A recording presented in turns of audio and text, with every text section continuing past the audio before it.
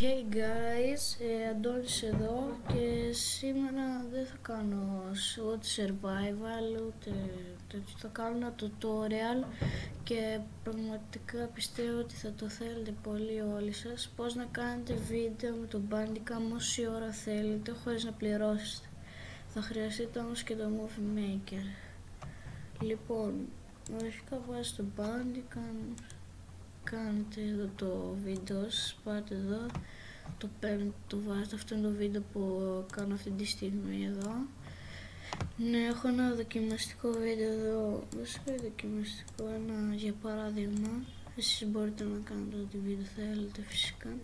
Το βάζετε στο Movie Maker, πείτε ότι είναι μέχρι 10 λεπτά αυτό, εμένα είναι τώρα 2 δευτερόλεπτα. Τους είναι 10 λεπτά και κατεβαίνει μέχρι κάτω, βάζετε το intro σας εδώ πέρα, μετά πάτε κάτω, δεν βάζετε το, αν θέλετε παραπάνω από 10 λεπτά βασικά, θα πάτε και θα κάνετε, πράγμα να κάνετε gaming ας πούμε ή κάτι άλλο, θα μείνετε στο ίδιο μέρος, δεν θα πείτε γεια και τέτοια, θα κλείσετε το βίντεο, θα κλείσει αυτόματα βασικά μόλις θα περάσει τα 10 λεπτά. Και μετά θα πάτε πάλι στο Bandicam, θα κάνετε βίντεο, αλλά θα λέτε θα συνεχίζετε κανονικά το βίντεο. Σαν είναι συνέχεια το βίντεο, αλλά δεν θα το πείτε για να πιστέψει άλλος ότι κάνετε τέτοιο.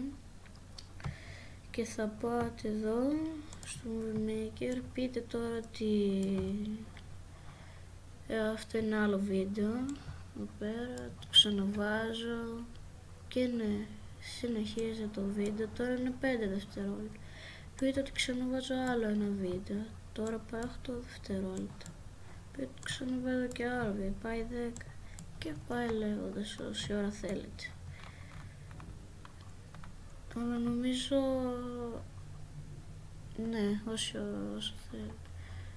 Τώρα εδώ θα κάνω και βίντεο για ίδιος και τέτοιο. Ναι. Με αυτά εδώ πέρα. Θα κάνω tutorials. Όχι, ωραία. Αυτό ήταν το βίντεο παιδιά, ελπίζω να σας άρεσε. Κάντε μία εγγραφή κάτω στο κανάλι και ένα like γιατί με βοηθάει. Και ναι.